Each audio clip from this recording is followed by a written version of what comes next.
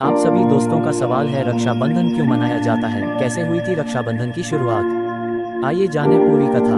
हर साल सावन महीने के पूर्णिमा को रक्षाबंधन का त्योहार मनाया जाता है।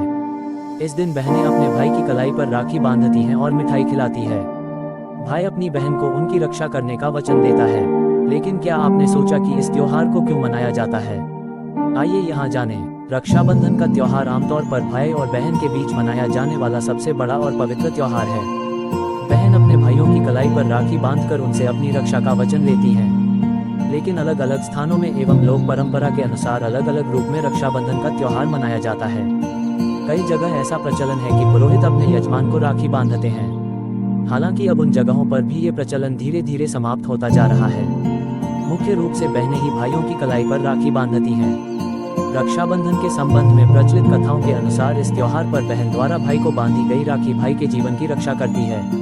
अब तक जितने भी वैदिक लेख मिले हैं उनसे ये स्पष्ट हो जाता है कि भाई की कलाई पर राखी बांधकर बहन जहां भाई के जीवन की रक्षा, उसकी उन्नति और उसके संपूर्ण विकास की कामना करती है, वहीं बहन अपने भाई से अपनी रक्षा, उससे सहयोग और सदैव स्नेह बनाए रखने का वचन लेती है। लड़कियां पराया धन कहलाती हैं। एक न एक दिन विवाह के बाद वह दूसरे घर में चली जाती हैं, लेकिन का संबंध और प्रेम अपने मायके से सदैव बना रहता है।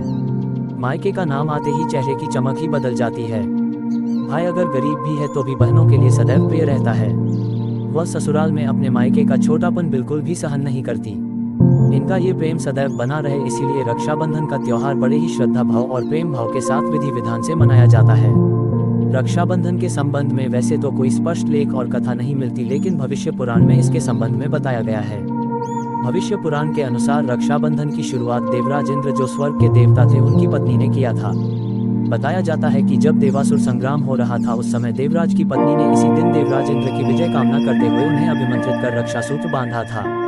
इस देवासुर संग्राम में ये रक्षा सूत्र कारगर हुआ कि देवराज इंद्र को विजय की प्राप्ति हुई।